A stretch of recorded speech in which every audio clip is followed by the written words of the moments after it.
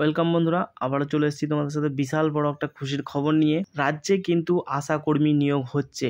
এর আগেও কিন্তু রাজ্যে আশাকর্মী নিয়োগ হয়েছে, ভবিষ্যতে হবে, কিন্তু 2024-এ এখন যেটা বর্তমানে চলছে এটা কিন্তু সব থেকে আলাদা। এটার মধ্যে তোমাকে কোনো পরীক্ষা দিতে হবে না। তোমার বয়স যদি 18 থেকে 40 বছরের মধ্যে হয়ে থাকে, তুমি যদি মহিলা ক্যান্ডিডেট হয়ে থাকো আর তুমি যদি মাধ্যমিক পাস করে থাকো, তাহলে তুমি কিন্তু অবশ্যই এটার জন্য অ্যাপ্লাই করতে পারো। অবশ্যই তোমার জন্য একটা বিশাল বড় সুবর্ণ সুযোগ, সেটাকে তুমি সম্পূর্ণভাবে কাজে লাগাতে পারো আর দিয়ে তুমি পেয়ে যেতে পারো একটা সরকারি চাকরি। মতো তোমাকে ফর্ম ফিল আপ করতে হবে।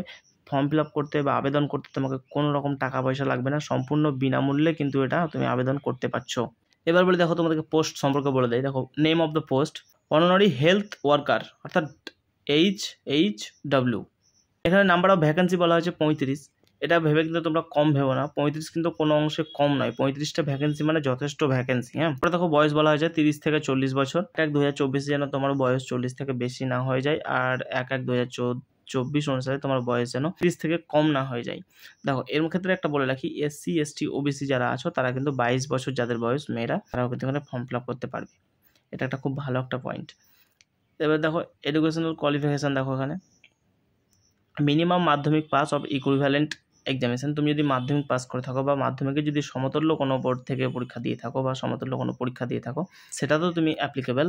তবে এখানে একটা বলেই দিয়েছে এরা, যদি ক্যান্ডিডেট হায়ার এডুকেশন কমপ্লিট করে থাকে সেক্ষেত্রে কিন্তু সে কোনো বেনিফিট সেটার জন্য পাবে না। তো শুধুমাত্র এখানে মেন মোদ্দা কথা হচ্ছে, তুমি শুধু মাধ্যমিক পাসে এটা কিন্তু অ্যাপ্লাই করতে পারবে। যদি উচ্চ মাধ্যমিক করে থাকো, গ্র্যাজুয়েশন করে থাকো, তুমি অ্যাপ্লাই করতে পারবে, ঠিক আছে, কিন্তু উচ্চ মাধ্যমিকেরও কোনো এখানে ভ্যালু থাকছে না অ্যাকচুয়ালি, আর গ্র্যাজুয়েশনেরও কোনো ভ্যালু থাকছে না। এটা হচ্ছে মোদ্দা কথা। মেন কন্ডিশন বলে দিয়েছি তোমাকে, ঠিক আছে।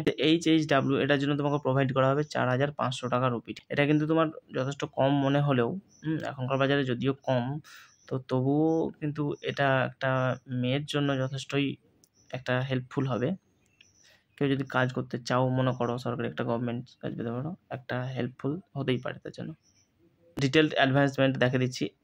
Application are invited from the eligible women candidate. শুধুমাত্র মহিলারাই কিন্তু এখানে যোগ্য, ছেলেরা এক্ষেত্রে একটা তোমাদের সুবিধা হয় আর কি।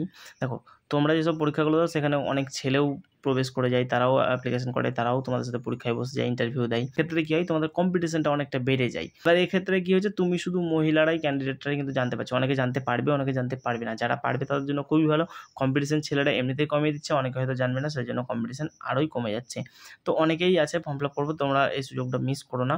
এখানে ম্যারিড হোক, ডিভোর্স হোক, উইডো হোক, অর্থাৎ যে পজিশনে আছে সে কিন্তু ফর্মটা ফিল আপ করতে পারবে, শুধুমাত্র মহিলা হলেই কিন্তু হবে।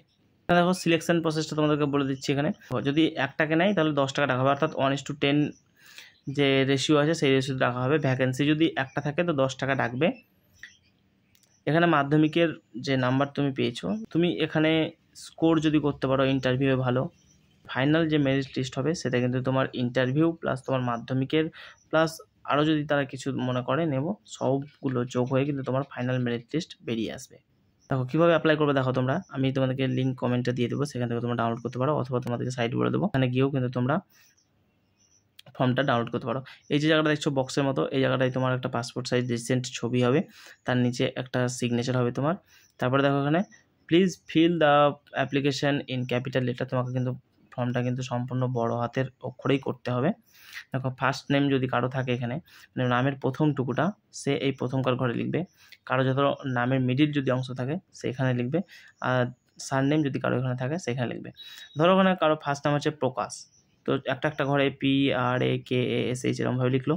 প্রকাশ কুমার, তো কুমারটা মিডল ঘরে লিখবে, KUMAR একটা ঘরে লিখবে, আর মণ্ডলটা কিন্তু এই ঘরে লিখবে, এরকম।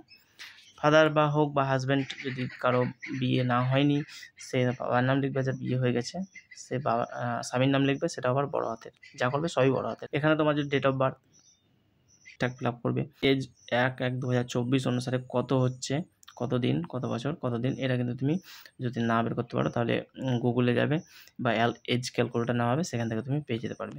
তুমি কীরকম ম্যারিড না ডিভোর্স না উইডো যেখানে আছে সেরকম লিখে দেবে।